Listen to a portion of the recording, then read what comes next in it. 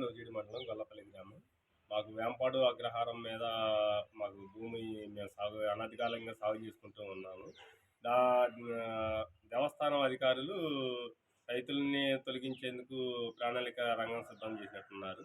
ఈయన ఎప్పటినుంచో సాగు చేసుకుంటున్న భూముల్ని ఈరోజు భూమికి వాల్యూ పెరిగేపాటికి వచ్చి మాది అని అడ్డం తిరుగుతున్నారు. మరి ఆ రోజున టీడీపీ గవర్నమెంట్లో కానీ 94, 23 ఎన్టీ రామారావు గారు పార్టీ స్థాపించిన నాటి నుంచి కానీ భూములు రిజిస్ట్రేషన్ జరిగినాయి, అన్నీ రిజిస్ట్రేషన్ జరిగినాయి. ఈ భూములు తీసుకెళ్ళి బ్యాంకుల్లో పెట్టుకుంటే డబ్బులు కూడా ఇచ్చినారు.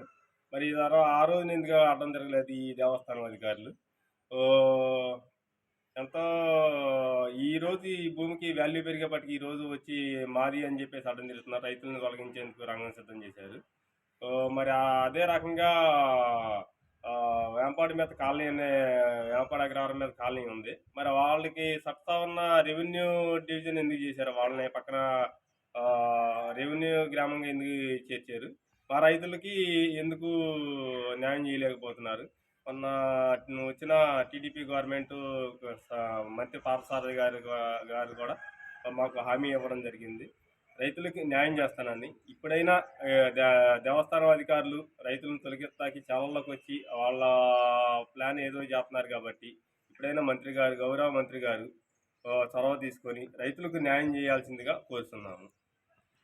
ఇక్కడ దేవస్థానం అధికారులు భూస్వాములతో కుమ్మక్కయ్యి ఈ మా చిన్నకారు రైతులకు భయాందోళనకు గురి చేసి శాంతి భద్రతలకు విఘాతం కలిగేస్తాకి చూస్తున్నారు. దేవస్థానం అధికారులు భూస్వాములతో కొమ్మక్కయ్యి చిన్నకారు రైతులను ఇబ్బంది గురి చేస్తున్నారు కాబట్టి దీనిపై టీడీపీ గవర్నమెంట్, గౌరవ డిప్యూటీ సీఎం పవన్ కళ్యాణ్ గారు, గౌరవ మంత్రి లోకేష్ గారు, అలాగే మంత్రి పార్థసారథి లోకల్గా ఉన్న మంత్రి పార్థసారథి గారు దీనిపై దృష్టి సారించి చిన్నకారు రైతులకు ఇబ్బంది లేకుండా మంచి చేయాలని హక్కులు కలిగేలా, రైతులకు హక్కులు ఏనాటి నుంచో ఉంటున్న రైతులకు హక్కులు కలిగేలా న్యాయం చేయాలని కోరుతున్నాము.